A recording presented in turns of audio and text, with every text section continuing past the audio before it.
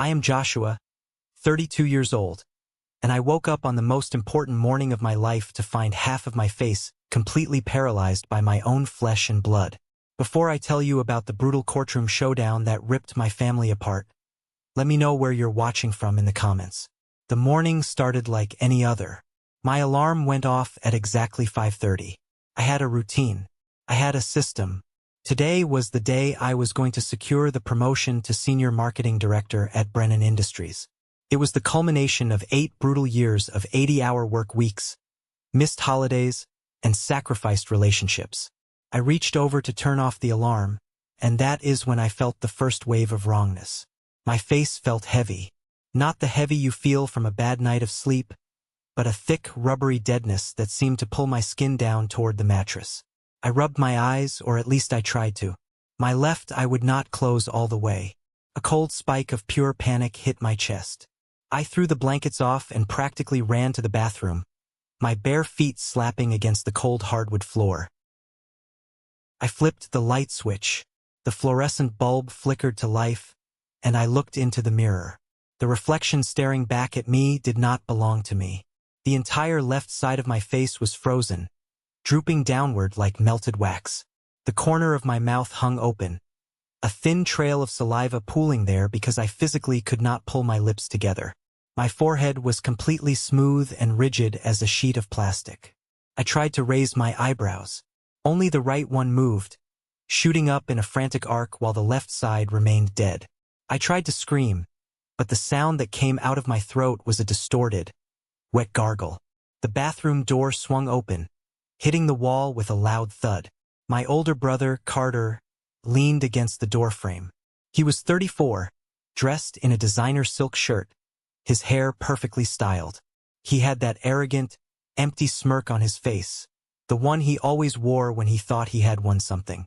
In his right hand, he held a medical syringe. It was completely empty. "Surprise," Carter said, his voice dripping with fake enthusiasm. He twirled the empty syringe between his fingers like a miniature baton. "Now we're equally handsome." I grabbed the edges of the sink, my knuckles turning white. I tried to ask him what he did to me, but my jaw refused to articulate the words. It sounded like I had a mouth full of marbles. Right behind him, my mother pushed her way into the small bathroom. She was already dressed for the day, wearing her pearls and a bright, beaming smile that made my stomach turn. She actually brought her hands together and clapped. It was a sharp, festive sound that echoed off the bathroom tiles. "Oh, Joshua, look at you," my mother said, stepping past Carter to look at my ruined face in the mirror. "He spent his entire bonus on you. $3,000 worth of premium injectables from the clinic. The least you could do is say thank you." My father appeared in the hallway, holding a cup of coffee. He took a slow sip, looking at me with the same mild amusement he reserved for watching a dog chase its own tail. "Better start getting ready and smile," my father said, chuckling at his own joke. "Your interview is in 2 hours. You don't want to look grumpy for the big bosses." I stared at them, my own family. I looked at Carter, the golden child who worked the reception desk at a high-end med spa for wealthy men, playing the role of a lifestyle influencer on social media. I looked at my mother, who had always treated Carter like a prince and me like the hired help. I looked at my father, who enabled every single piece of this toxic dynamic. They had broken into my apartment. They had a spare key for emergencies, a key I was currently cursing myself for giving them. Carter had sneaked into my bedroom while I was dead asleep and injected my face with a massive dose of stolen chemicals. My heart hammered against my ribs like a trapped bird. The left side of my vision started to blur because I could not blink away the dryness. I pointed a shaking finger at the hallway. I gathered every ounce of air in my lungs and forced the words past my paralyzed lips. "Get out," came out slurred, thick, and ugly. My mother's smile vanished instantly. Her eyes narrowed into resentful slits. "Excuse me? Are you seriously throwing a tantrum right now? Your brother stayed up all night planning this to help you look presentable for once. You always look so tired and stressed. We try to help your career, and this is the thanks we get. You ruined my face? I managed to force out, the effort making my throat burn. Oh, stop being so dramatic, Carter scoffed, tossing the empty syringe into my trash can. It will settle in a few days. You needed it. Your skin was a disaster. Consider it an early Christmas gift. We are leaving, my father announced, turning his back. Let him wallow in his ungratefulness. Come on, Eleanor. Come on, Carter. They walked out. I heard the front door open and slam shut, the lock clicking into place. The silence that followed was deafening. I stood alone in the bright bathroom, staring at the monster in the mirror. I reached up and touched my cheek. Felt numb, alien. I walked out of the bathroom and looked at my phone on the nightstand. The screen lit up. 7:30. The final interview panel with the CEO of Brennan Industries was scheduled for 9. I had 2 hours. I sat on the edge of the bed, the mattress sinking beneath my weight. I stared at the blank screen of the phone, my mind racing backward, thinking about everything it took to get to this exact moment, and how my brother had just taken a match and burned it all to the ground. To understand why this hurt so much, why the sight of that empty syringe felt like a knife twisting in my gut, you have to understand the 32 years that led up to this morning. In our house, there was only one son, and his name was Carter. Everything revolved around him. Growing up, if Carter wanted to play baseball, my parents bought him the best gear, hired private coaches, and traveled across the state for his tournaments. When I brought home straight A's and a debate team trophy, my mother would barely glance at it before telling me to keep my voice down so Carter could rest before his big game. The disparity hit its absolute peak when it was time for college. I had worked through high school, saving every penny from bagging groceries and mowing lawns. I thought I had a college fund. That was what my parents had always told me. But when the tuition bills came due, my father sat me down at the kitchen table and cleared his throat. We had to reallocate some assets, Joshua, he said, not meeting my eyes. Reallocate to what? I had asked. The answer arrived in our driveway the very next day. A brand new, sleek black Porsche. My parents had drained my college fund to buy Carter a luxury sports car because he had just landed a job as a client relations manager, which was a fancy word for a front desk receptionist, at an elite cosmetic med spa. My mother insisted that Carter needed to project an image of wealth and success to fit in with his wealthy clients. My education was deemed less important than my brother's aesthetic. I did not argue. I packed my bags, took out a mountain of student loans, and moved out. I swore to myself that I would build a life so solid, so undeniable, that their favoritism would never be able to touch me again. That was how I ended up at Brennan Industries. I started at the absolute bottom. I was the intern fetching coffee, organizing file cabinets, and staying until midnight to double-check spreadsheets that nobody else wanted to look at. While Carter was busy building his social media presence, taking selfies with the Porsche and buying fake followers to boost his influencer status, I was grinding my way up the corporate ladder. From intern to associate, from associate to account manager, from account manager to regional lead. I sacrificed everything. I missed my best friend's wedding because of a product launch. I ended a 3-year relationship because I simply did not have the time to be a decent partner. My entire identity was wrapped up in the work, and it was finally paying off. The senior marketing director position opened up. It was a massive promotion. We are talking about a salary that would instantly wipe out the last of my student debt. It came with stock options, a corner office, and real executive power. I spent 6 months preparing. I went through 3 grueling rounds of preliminary interviews. I built a 100-page portfolio detailing a 3-year growth strategy for the company.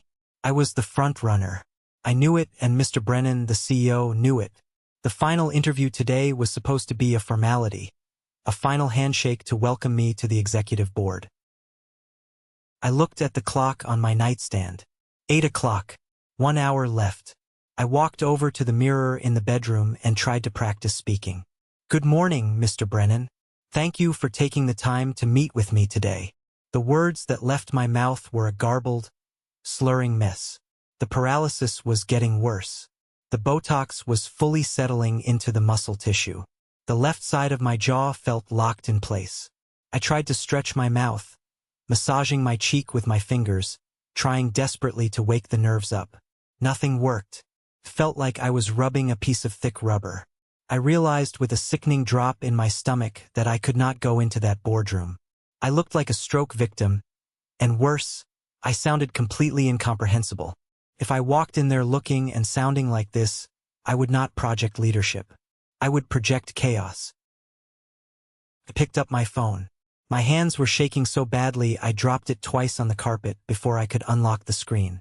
I found the contact for the executive HR coordinator who handled Mr. Brennan's schedule. I hit the call button. The phone rang. 1 ring. 2 rings. Every second stretched out into an eternity.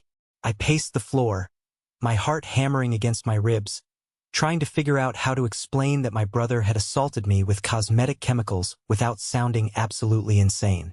Executive office. This is Sarah. A crisp, professional voice answered. I squeezed my eyes shut. Well, one eye shut, and took a deep breath.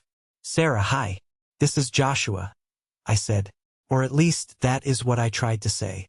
What actually came through the phone was a thick, dragging sound. Thara, hi. Fifth is Yoshua. There was a long pause on the other end of the line. The typing sound in the background stopped. Joshua? Is that you? The line is a bit muffled. I need to reschedule, I forced out, pushing every syllable through my teeth. The drool at the corner of my mouth spilled over, and I wiped it away furiously with the back of my hand. Medical emergency. Another pause. This one felt heavier. Joshua, are you okay? You sound strange. Are you in a safe place? Before I could answer, another voice came on the line. It was Mr. Brennan. He must have been standing right next to Sarah's desk. Joshua? It's David Brennan. What is going on? We are expecting you in the boardroom in 45 minutes. The entire committee is here. Mr. Brennan? I tried to speak slowly, clearly, fighting the dead weight of my own face. I had an incident. Medical. I cannot speak properly. Face paralyzed. Need to postpone. The silence from the CEO of my company was the loudest sound I had ever heard. When he finally spoke, his tone was completely altered. The warmth was gone. It was replaced by a cold, sharp edge. Joshua, listen to me carefully, Mr. Brennan said. Are you intoxicated? The question hit me like a physical blow to the stomach. No, sir. Botox. My brother. I sounded frantic, desperate, and drunk. The more I panicked, the less control I had over my tongue. This is unacceptable. Mr. Brennan cut me off. The disappointment in his voice was crushing. This position requires someone who can handle pressure, not someone who calls in an hour before the final panel sounding like they just left a bar. We needed immediate availability for this role. If you cannot make this interview today, we have to move forward with the other candidates. Please, I begged, the words sliding into a pathetic slur. I am sorry, Joshua. We will contact you next week regarding your current position. Goodbye. The line went dead. The dial tone buzzed against my ear. I lowered the phone. 8 years. Thousands of hours of overtime. The promotions, the salary I dreamed of, the escape from my family's shadow. Gone. Evaporated in a single 3-minute phone call. I sat on the edge of my bed. For a long time, I didn't move. The grief was so heavy it felt like it was crushing my lungs. But then, somewhere deep in my chest, the grief hardened, crystallized into something cold, sharp, and intensely focused. I didn't cry. Instead, I stood up. I walked into the living room, grabbed my ring light from the closet, and set it up. I mounted my phone on the tripod.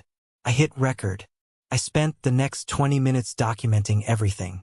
I took close-up photos of the injection marks on my forehead, around my eyes, and near my jawline. Tiny red pinpricks where Carter had pierced my skin. I recorded a video of myself trying to speak, trying to smile, trying to blink.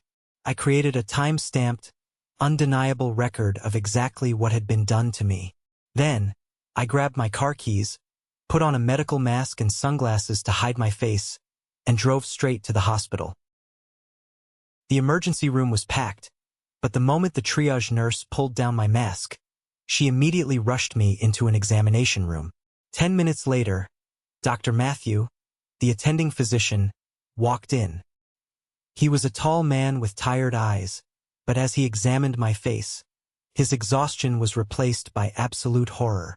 "Who did this to you?" Dr. Matthew asked, his gloved fingers gently pressing the injection sites. "My brother," I answered, writing it down on a notepad the nurse had given me to avoid the strain of speaking. While I was sleeping, Dr. Matthew actually dropped his pen. It clattered against the linoleum floor. He stared at the notepad, then back up at me. "Are you telling me this was done without your consent?" "Unconscious." I nodded. He took a step back, crossing his arms. "The placement of these injections is completely erratic. Whoever did this had zero medical training. Joshua, if this needle had hit the wrong facial artery, or if it had migrated into your central nervous system, you could have gone into respiratory failure. Based on the paralysis spread, the dosage here is easily 3 times the safe cosmetic amount. This is a massive overdose of botulinum toxin." Dr. Matthew leaned over the bed, his voice dropping to a deadly serious whisper. "This is assault. You need to file a police report immediately. I am going to document everything for your medical file. We need to monitor you for the next few hours to ensure the toxin does not spread to your throat muscles." As I sat there with an 4 in my arm, my phone buzzed in my pocket. I pulled it out. It was a text message from an unknown number. "Joshua, this is Dr. Julian from the med spa. Your parents called me in a panic. Let's keep this between us. I can wire $50,000 to your account today for your trouble. Do not involve the authorities. Let's be smart about this." I stared at the screen. My parents had called his boss. They were trying to buy my silence to protect Carter. I didn't reply. I took a screenshot of the message, backed it up to my cloud drive, pulled the 4 from my arm after the doctor cleared me, and walked out of the hospital doors directly to the police station. The police station smelled like stale coffee, sweat, and cheap floor cleaner. I sat in a hard plastic chair in the interview room across from Detective Torres. She was a sharp, no-nonsense woman who had probably seen every shade of human depravity. But as she read the medical report Dr. Matthew had sent over, her jaw tightened. "Let me get this completely straight," Detective Torres said, tapping her pen against the metal desk. "Your brother, who is not a licensed medical professional, used a key your parents hold, entered your home, and injected a controlled medical substance into your face while you were unconscious?" I nodded, sliding my phone across the table. I played the video I had recorded that morning. I showed her the text message from Dr. Julian offering the bribe. Detective Torres leaned back in her chair, a dark expression crossing her face. "Mr. Morrison, what you are describing isn't a family prank. This is assault with a deadly weapon. It's breaking and entering. It is practicing medicine without a license. And if he took those vials from his workplace, it is felony theft of a controlled substance." She looked me dead in the eye. "If you press charges, we will arrest him. This will go to trial. There is no turning back. Are you prepared for that?" "Yes." I forced the word out. It sounded ugly, but the conviction behind it was absolute. Torres nodded. "Good. I am going to send an officer to the med spa right now to secure their inventory logs before they can doctor the books." While I was sitting in the station filling out the formal complaint, my phone buzzed again. It was a message from an unknown number, but the text made it clear who it was. "Joshua, it's Chloe, the nurse from the clinic. I saw Carter taking vials from the secure fridge last night after closing. I took photos of the inventory log before Dr. Julian got here this morning. I'm sending them to you. I can't let them cover this up." The puzzle pieces were locking into place perfectly. I forwarded the screenshots to Detective Torres. When I finally walked out of the police station, the afternoon sun was blinding. I sat in my car in the parking lot and took a deep breath. The police were handling the criminal side, but I knew my brother. I knew his world, Carter's entire existence, his self-worth, his income. It was all tied to his pristine, curated social media image. He had 50,000 followers who thought he was a wellness guru living his best life in a Porsche. It was time to introduce his followers to reality. I drove home. I sat at my dining room table, opened my laptop, and pulled up my social media accounts. I did not have a massive following, but I had enough connections in the corporate marketing world, and I knew how algorithms worked. I selected the most brutal, unflattering photo I took that morning. The one where my face was severely drooping, the injection sites bruised and red, my eye watering helplessly. I uploaded the photo. I didn't write a long, emotional essay. I kept it cold, precise, and completely factual. The caption read, "When your brother breaks into your apartment and injects you with a lethal dose of stolen Botox while you sleep to make you equally handsome 2 hours before the biggest job interview of your life. He cost me my career. The police are handling the rest." I tagged Carter's influencer account. I tagged the med spa. I tagged Dr. Julian. I added the hashtags for cosmetic safety and local news outlets. My finger hovered over the mouse pad. Once I clicked publish, the war was going to go public. My family would be exposed. There would be no quiet Sunday dinners ever again. I clicked publish. Then, I forwarded the formal police report, along with Chloe's inventory photos, directly to Dr. Julian's professional email, copying the state medical licensing board. I sat back and watched the screen. For the first 10 minutes, nothing happened. A few confused comments from former coworkers. But then the algorithm caught it. A prominent anti-botch surgery advocate with 1 million followers retweeted my post. My phone started vibrating violently. Notifications flooded the screen. 10 comments turned into 100. 100 turned into 1,000. People were outraged, horrified, and tagging local authorities. Then the phone calls started. First, it was my mother. I watched her name flash on the screen. I let it go to voicemail. Then my father. Voicemail. Then Carter. I answered that one. I put it on speaker. "Are you insane?" Carter's voice was shrill, completely stripped of its usual arrogance. He sounded like a cornered rat. "Take the post down. Take it down right now, Joshua. Dr. Julian just fired me. The police are here at the clinic pulling the security tapes. You are ruining my life." "You ruined my face," I said, my slurred voice cold and steady. "And you ruined my career. Now we are equal." I hung up. I blocked his number. I blocked my parents. I walked into the bathroom, looked at my twisted, paralyzed face in the mirror, and for the first time that day, I felt a genuine sense of peace. The storm was here, and I was the one driving the winds. The internet moves with terrifying speed when it smells blood.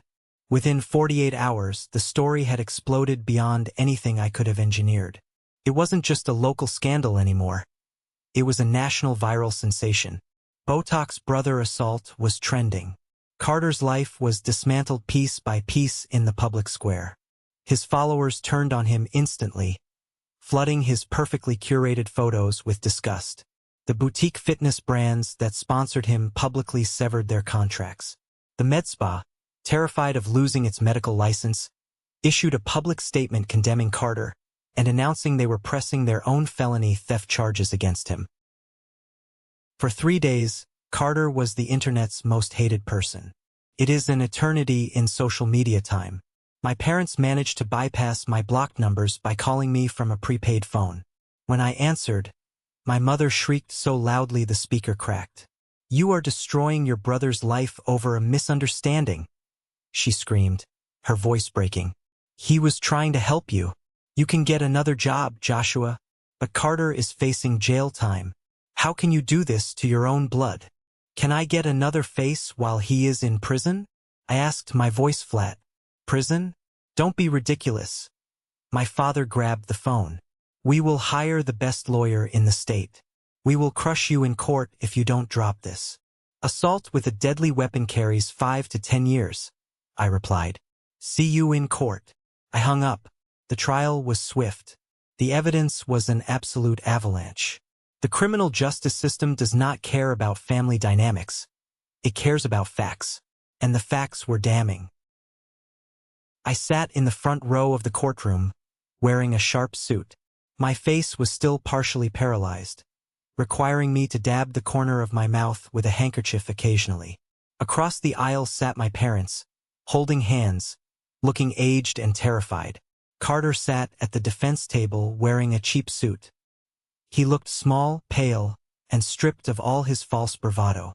Carter's defense attorney was a slick, expensive lawyer my parents had clearly drained their savings to hire.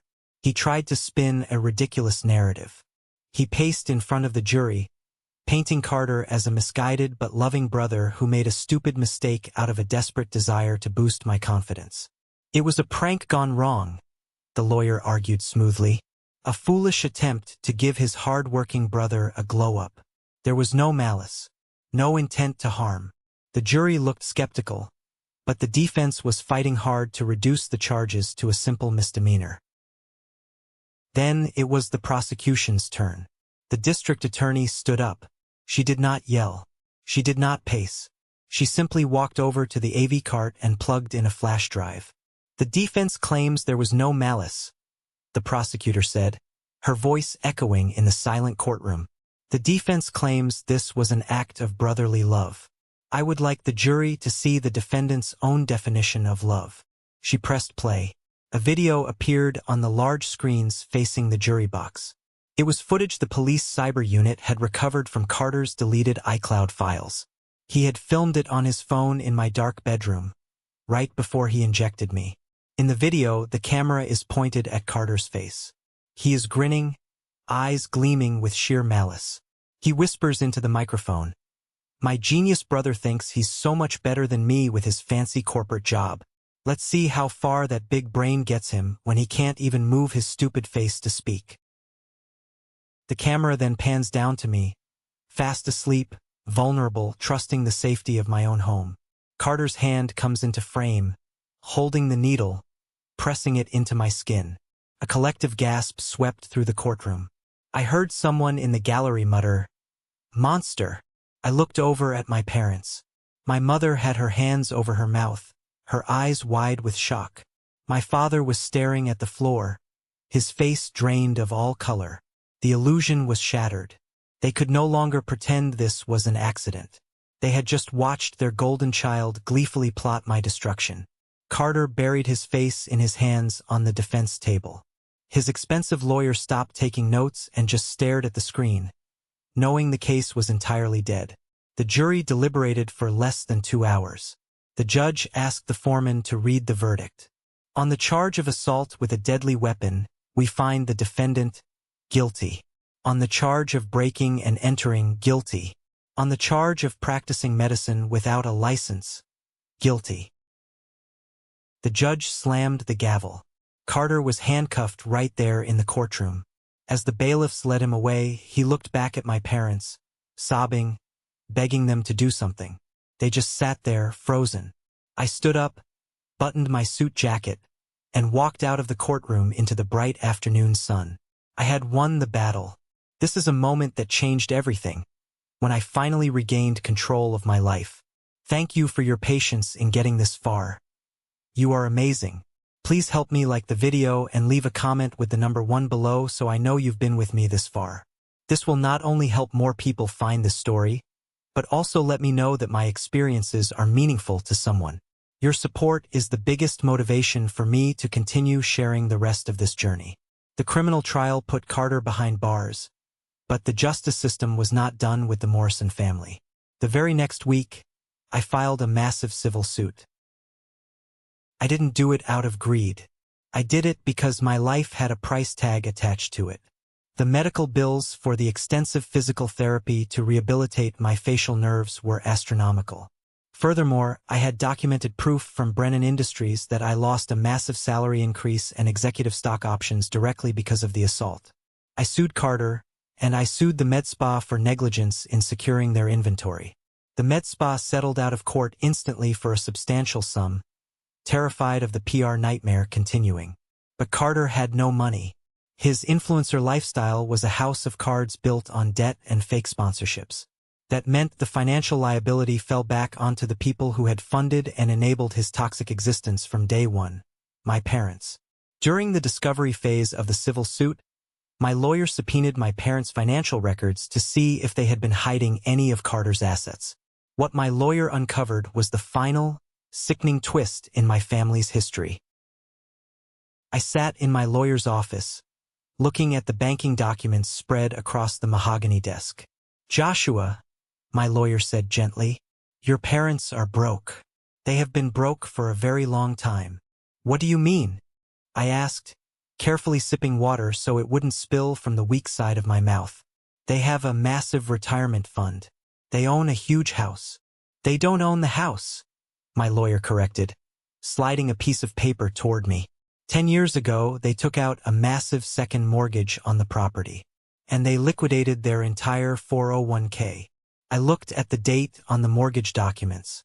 It was the exact same month I was starting college. The exact same month my father told me my college fund had been reallocated. "They didn't just drain your college fund to buy Carter that Porsche," I realized out loud, my voice tight. "They remortgaged their home. They gambled their entire financial future to buy him a sports car and fund his fake lifestyle." "And now," my lawyer added, "they used whatever scraps of credit they had left to pay for his criminal defense attorney. If we proceed with the civil judgment to garnish Carter's future wages and seize his remaining assets, your parents' house will be foreclosed by the bank within 60 days. They will have nothing." My lawyer looked at me, giving me an out. "You have every right to take every penny, but it will destroy them financially." That night, my doorbell rang. I opened the door. My parents stood on the porch in the pouring rain. They didn't have umbrellas. They looked soaked, pathetic, and utterly broken. My mother's pearls were gone. My father looked 10 years older. "Joshua," my father pleaded, his voice cracking, "please, let us in." I stood in the doorway, blocking their path. "Say what you need to say from there." My mother burst into tears. "Please drop the civil suit. We are begging you. The bank sent the foreclosure notice today. We are going to lose the house. Carter is in jail. You have your revenge. Hasn't this family suffered enough?" I looked at the woman who had clapped her hands in delight while my face hung paralyzed. I looked at the man who laughed and told me to smile for my interview while I was internally suffocating. "You are not my family," I said, my voice finally clear, the paralysis almost entirely gone now. "You are just people I happen to share DNA with. A family doesn't drain a college fund to buy a Porsche. A family doesn't clap when you are disfigured. And a family certainly doesn't hire a lawyer to protect the attacker and destroy the victim." "Joshua, he is your brother," my mother wailed. "He was," I corrected coldly. "Now he is a convict. You made your choices for 32 years. Now the bill is due. I am not dropping the suit." I closed the door. I locked the deadbolt. I didn't look out the window as they walked away into the rain. I walked into my kitchen, made myself a cup of tea, and slept soundly for the first time in months. The storm was finally over. The wreckage was cleared. It was time to build something new. A full year passed since the gavel fell in that courtroom. Let me tell you, healing is not a movie montage where everything gets magically better in a 3-minute pop song. Healing is brutal. It is slow. It is waking up every single morning, staring at the bathroom mirror, and actively choosing not to let hatred completely consume your soul. For the first 3 months, my life was a relentless, exhausting cycle of medical appointments and intensive physical therapy. The massive, unregulated dose of Botox my brother injected into my face had severely traumatized my facial nerves. I had to literally relearn how to use my own muscles. My best friend, Nathan, was my absolute rock during this dark time. He took time off his own job to drive me to the clinic twice a week when the nerve medication made me too dizzy and nauseous to sit behind the wheel. I spent hundreds of hours sitting in a sterile, white-walled room, hooked up to a complex biofeedback machine. The physical therapist would attach tiny, cold electrodes to my cheeks, my forehead, and my jawline. I had to sit in front of a mirror and concentrate with all my might just to make my left eyelid twitch. I had to practice smiling like a toddler learning to walk, Every single millimeter of movement was a hard-fought victory that left me sweating and physically drained. Sometimes, I would just sit in the clinic parking lot after a session and scream out of sheer frustration, the sound muffled by the thick windows of my car. But as the months dragged on, the toxins finally began to metabolize and leave my system. My face slowly started to wake up. The heavy drooping disappeared. My jaw finally unlocked, allowing me to chew solid food without pain. My speech returned to its normal, crisp cadence, leaving behind the slurred, heavy sounds that had cost me my career. By the 6-month mark, unless you knew exactly what to look for, you would never know I had been chemically paralyzed by my own flesh and blood. And then, just as I was getting my physical life back on track and preparing to send out my resume to new firms, the professional world handed me the ultimate plot twist. It was a quiet Tuesday afternoon. I was sitting at my kitchen table, drinking black coffee and reviewing my portfolio, when my cell phone vibrated against the wood. The caller ID flashed a name I honestly thought I would never see again. David Brennan, the CEO of Brennan Industries, the man who had coldly hung up on me when I sounded intoxicated during my medical emergency. I stared at the screen for a long time. I let it ring 3 times. I took a deep breath, making sure my posture was straight even though he couldn't see me, ensuring my voice was completely steady, and answered. "This is Joshua Morrison." "Joshua, it is David Brennan. I am calling to offer you a profound, unqualified apology." His voice sounded entirely different from that cold morning a year ago. He sounded exhausted, humbled, and deeply regretful. I leaned back in my wooden chair, crossing my arms. "I am listening, Mr. Brennan." He let out a heavy sigh and went on to explain the absolute disaster that had unfolded at his company over the past 8 months. The man they had hired for the senior marketing director position instead of me, the guy who was supposed to be the safe, immediate, perfect choice, had just been escorted out of the corporate building in handcuffs by federal authorities. He had been caught aggressively embezzling company funds and fabricating quarterly financial reports to cover his tracks. In their frantic rush to fill the position after my forced withdrawal, the executive board had completely skipped the deep dive background check. "We made a catastrophic error in judgment, Joshua," Mr. Brennan admitted over the phone, his tone heavy with corporate regret. "And I made a severe personal error in how I handled your medical emergency. I saw the news articles about your brother's criminal trial. I saw the police reports. I saw what your family did to you. It was unconscionable. I should have given you the benefit of the doubt after your 8 years of flawless, dedicated service to this firm." He paused, and the silence stretched for a few seconds before he delivered the words that changed the trajectory of my career forever. "The senior director position is vacant. The board of directors and I had a long meeting this morning. We want you back. We need you to fix the massive mess this fraudster left behind in the department. And we are willing to highly compensate you for the delay and the mishandling of your situation. A year ago, I would have jumped out of my chair and accepted immediately out of pure gratitude. But I was not that man anymore. I had survived the absolute worst betrayal imaginable. I had the leverage now, and I knew exactly how to use it. Mr. Brennan, I appreciate the transparency," I said, my voice completely level. "But returning to fix another man's criminal mistakes requires a different level of commitment. I want the promotion to senior director, yes, but I require a starting salary that is 30% higher than the original offer. I want a comprehensive signing bonus to cover the income one lost over the past year. I need an ironclad severance package written into my contract, and full executive stock options starting on day 1. There was a brief hesitation on the line, the sound of a CEO weighing the cost of his mistakes. "You drive a hard bargain, Joshua, but given the circumstances and your track record, you have a deal. I will have the legal team draft the contract and send it over by 5 o'clock today." That promotion was finally mine, and let me tell you, it tasted sweeter than I ever could have imagined. Returning to the Brennan Industries building the following Monday felt like a massive victory lap. When I walked onto the executive floor on my first day, wearing a sharp new suit, the entire marketing department actually stood up and applauded. I didn't waste a single second soaking in the glory. I rolled up my sleeves and dove straight into the work, dismantling the corrupt systems the previous director had put in place and rebuilding the team's morale from the ground up. My first major initiative as senior director was something deeply personal.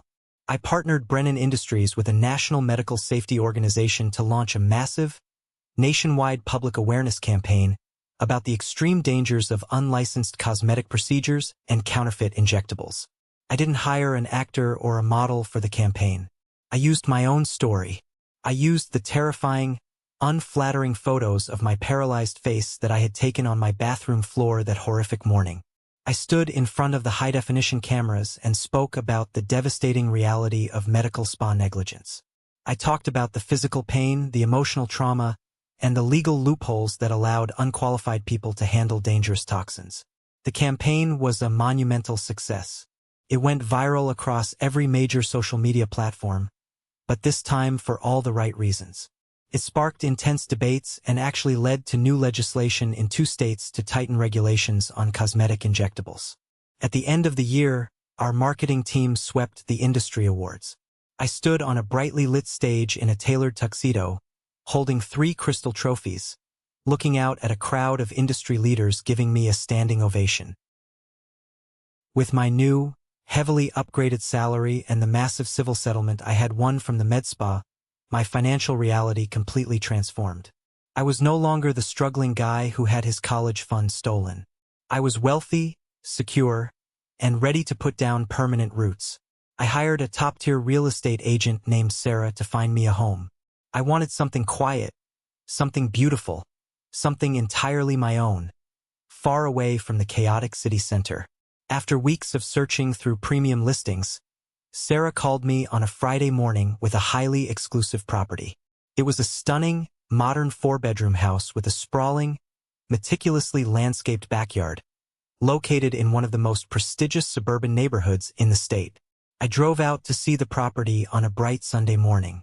The house was absolutely perfect. It had a massive chef's kitchen with marble countertops, floor-to-ceiling windows that let in rivers of natural light, and a master suite that looked like a 5-star luxury hotel. I walked through the empty rooms, listening to my footsteps echo on the hardwood floors, feeling a profound sense of peace. "The backyard is the real selling point," Sarah said, leading me out through the sliding glass doors onto a beautiful stone patio.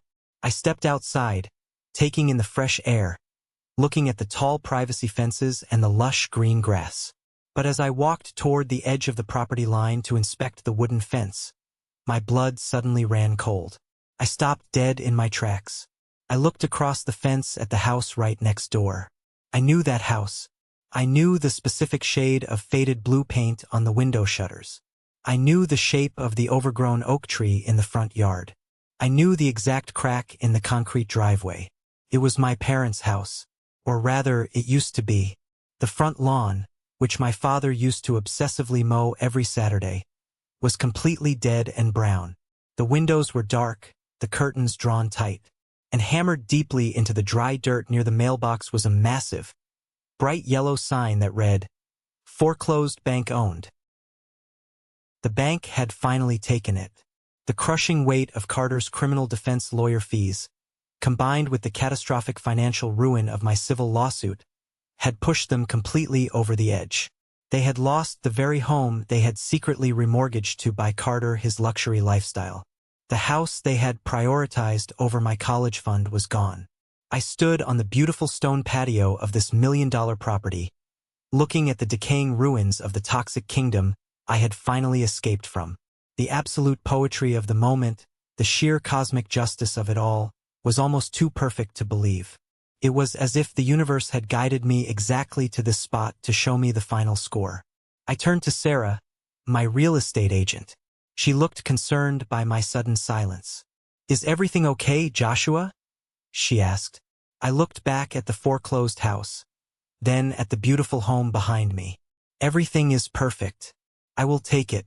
Full asking price. All cash. Let's get the paperwork started today."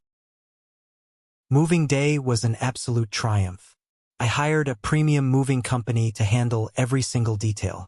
I stood on the pristine, sweeping driveway of my new estate, holding a cup of premium dark roast coffee, watching a team of professional movers carefully carry my new, expensive furniture through the grand double doors. The sun was shining, the air was crisp, and I felt a sense of ownership over my life that I had never experienced before. That is when I saw her, a rusty, beat-up sedan, its exhaust sputtering loudly, pulled up to the curb of the foreclosed house next door. The engine died with a rough clatter. The driver's side door creaked open, and my mother stepped out. I barely recognized the woman standing on the sidewalk. The arrogant, pristine woman who used to wear expensive pearls and host extravagant neighborhood dinner parties to show off her golden child was completely gone. She looked withered, frail, and aged 20 years in the span of 12 months. Her hair, once perfectly dyed and styled, was graying at the roots and pulled back into a messy knot. She was wearing a faded, oversized sweater, and her posture was heavily slumped. She had come to collect the last few boxes of worthless junk the bank had allowed them to leave on the curb before the property went to auction. She bent down to pick up a damp cardboard box. As she stood up, she glanced over at the commotion happening at the luxury estate next door. She saw the moving trucks. She saw the expensive furniture. And then, her eyes locked onto me, standing in the driveway with my coffee. She froze completely. The cardboard box in her hands slipped from her grasp and dropped to the sidewalk, hitting the concrete with a dull thud. Old photo albums and cheap trinkets spilled out onto the dirty street. She walked slowly toward the property line, her steps hesitant, stopping right at the edge of my freshly manicured green lawn. Her eyes darted wildly from my perfectly healthy, expressive face, to the tailored clothes I was wearing, to the massive, stunning house behind me. "Joshua," she whispered. Her voice was trembling violently, carrying a thick mixture of profound shock, exhaustion, and deep, unyielding bitterness. Is this your house?" "It is," I replied calmly, not taking a step toward her. I took a slow sip of my coffee. Her face contorted into an ugly, familiar mask of resentment. The victim mentality that had ruled her entire life flared up instantly. "How could you? Of all the houses in this entire state, you buy the one right next to our ruin? Are you enjoying this? Living here, rubbing your money and your promotion in our faces while we suffer? Your father couldn't handle the stress of the bankruptcy. We are going through a messy divorce. I am living in a cramped, miserable one-bedroom apartment across town. Is this what you wanted?" I looked at her. I searched my chest for a spark of sympathy, a shred of guilt, or even a flash of anger, but I found nothing. I just felt a cold, absolute clarity. The emotional chains she had wrapped around my neck for 32 years were completely shattered. "I am not rubbing anything in your faces, Eleanor," I said, intentionally using her first name to sever the final maternal tie. "I am simply living my life, the exact, beautiful life I built with my own two hands and my own intellect after you and your golden child tried to permanently destroy it. You chose to inject poison into my skin while I slept. I chose to inject truth into the world. You gambled your entire life on a vicious, empty shell of a son, and you lost." She flinched as if I had physically struck her across the face.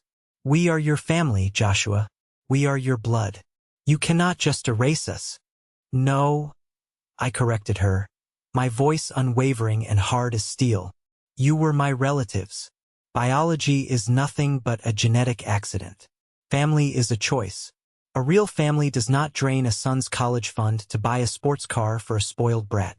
A family does not clap their hands in delight when you are disfigured and terrified. A family does not hire a cutthroat lawyer to protect a violent attacker and destroy the victim in a courtroom. You made your choice every single day for 3 decades, and now you get to live with the consequences of those choices alone." She stood there, shrinking under the crushing weight of her own undeniable guilt. She looked down at the spilled photo albums on the concrete. "Carter wants to apologize," she said weakly, her voice cracking, grasping at the final, pathetic straws of her delusion. "He was released on parole last week. He has to wear an ankle monitor. He can't get a decent job because of his felony record. He is working the night shift at a customer service call center. He wrote you a letter. Please, Joshua, just read it. I looked at the woman who had enabled my abuser, and I felt absolutely nothing but a mild desire for her to get off my sidewalk. You can tell Carter that he is welcome to send me that letter, I said, turning my back to her. And I might actually open it on the exact day he pays off the remaining $200,000 he owes me in civil restitution from his minimum wage salary. Based on the math, that should take him about 15 years. Have a nice life, Eleanor. I didn't wait for her response. I didn't watch her cry. I walked up my driveway, stepped through the massive front doors of my home, and closed them firmly, shutting out the toxic past forever. The heavy click of the deadbolt locking into place was the most satisfying sound I had ever heard. That evening, I hosted my very first dinner party in the new house. The massive chef's kitchen was filled with the incredible smell of roasting garlic, fresh herbs, and expensive wine. The long dining table was surrounded by the people who had truly earned the sacred title of family. Nathan was there, pouring drinks and telling terrible jokes that made everyone groan. Chloe, the brave med spa nurse who had risked her own job and reputation to expose Carter's theft to the police, was sitting next to him, laughing loudly. My brilliant lawyer, the man who had successfully dismantled my parents' toxic financial empire in civil court, was sitting at the head of the table, offering a toast to new beginnings. Even Mr. Brennan had sent a massive, gorgeous bouquet of white orchids with a handwritten card to congratulate me on the new home. The house was filled with warmth, loud, genuine laughter, and pure love. There was no jealousy hiding in the corners. There was no walking on eggshells to appease a golden child. There was no competing for basic human decency. We were just good people enjoying the fruits of hard work and loyalty. Late that night, long after the last guest had hugged me goodbye and driven home, the house settled into a peaceful, heavy quiet. I walked into my master bathroom to get ready for bed. It was a beautiful space, all gleaming white marble, polished glass, and warm, soft lighting. I stood in front of the massive vanity mirror. It was the exact same scenario as that nightmare morning a year ago. A man standing alone in a bathroom, looking at his own reflection. But this time, the reflection belonged entirely to me. I leaned closer to the glass. I looked closely at my face. I raised my eyebrows. Both of them shot up perfectly, the muscles responding instantly to my command. I squeezed my eyes shut, tight and strong, holding them for a second before opening them wide. And then I smiled. It was a massive, genuine, ear-to-ear smile. It wasn't forced. It wasn't practiced for a biofeedback machine. It was pure joy. Every single muscle, every nerve ending worked in perfect, flawless harmony. The movement created deep, highly visible laugh lines around the corners of my eyes and the edges of my mouth. They were the exact wrinkles Carter had tried to violently erase with his stolen poison. He thought he was bringing me down to his pathetic level. He thought he was making us equally handsome by turning me into a paralyzed, drooling monster so he could shine brighter.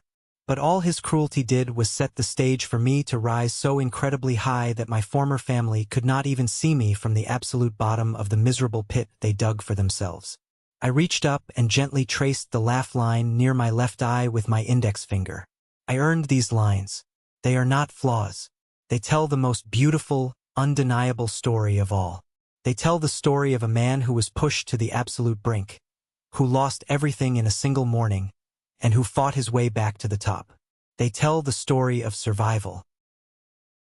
That brings us to the end of my story. But before you click away to another video, I want to take a moment to talk about the real lesson hidden beneath all the dramatic courtroom battles, the lost college funds, and the corporate promotions.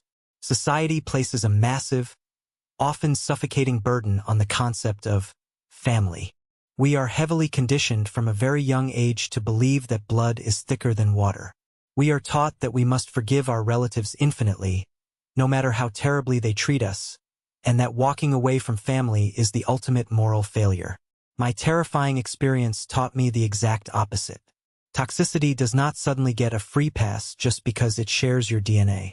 Abuse, manipulation, and profound jealousy do not become acceptable just because they happen at a Thanksgiving dinner table instead of a dark alley with a stranger. The most empowering, life-altering decision you will ever make in your life is realizing that you have the absolute, fundamental right to curate the people who have access to your energy and your life. Setting firm boundaries is not an act of cruelty.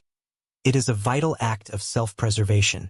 When you finally stop pouring your soul, your time, and your love into a black hole of people who flat out refuse to value you, you suddenly have all this incredible positive energy left to build a life you actually love. You get to choose your real family based on respect, loyalty, and mutual support. Never let anyone guilt-trip you into staying in a room where you are treated like a burden instead of a blessing. Your life, your success, and your peace of mind are worth protecting at all costs. I would love to hear your thoughts on this. What was your biggest takeaway from my journey? Have you ever had to set a difficult boundary with someone close to you, maybe even a parent or a sibling? Share your perspective and your own stories in the comments below. Or, if you simply agree with the message, just drop the word "good" in the comments so I know you made it to the very end and that these life lessons resonated with you. Your support means the world to me. Stay strong, protect your peace, and I will see you in the next video.